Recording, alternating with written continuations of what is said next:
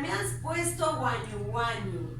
Ah, me has partido el corazón, pero no de pena, sino de emoción, de verdad, por escucharte cantar y por, mira, es su canción favorita, ¿no? Los Polluelos, una canción, ay Dios mío, con tanto mensaje, y que él se identifica con esos niños, dice, ¿no? Con esos niños. Y tú ahí le pides al Señor por esos niños, por los que duermen ahí en la calle, en desamparo y todo lo demás.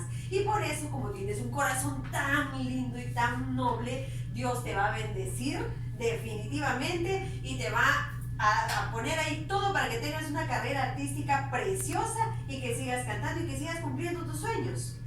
¿Sí? Yo quiero ser cantante y también veterinario. Ah, mira tú, perfecto, Gianfranco. Mejor aún porque vas a tener dos carreras, la de cantante y la de veterinario. ¿Aprobado, papá? Sí, sí. ¿Lo van a apoyar también? Claro con que la sí. veterinaria.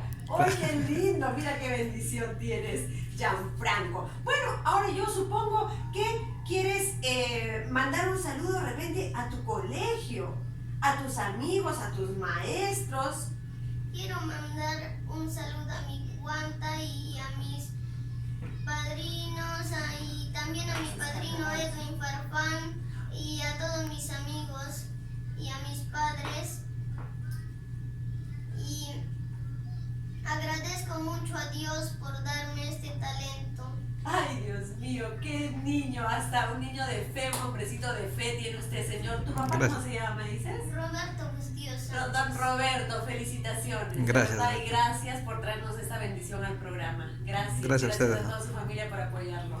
Papacito, ahora sí, ya, basta, ya no me pongas más guañu guañu y cántanos un carnaval, ¿sí? ¿Te parece? Vamos a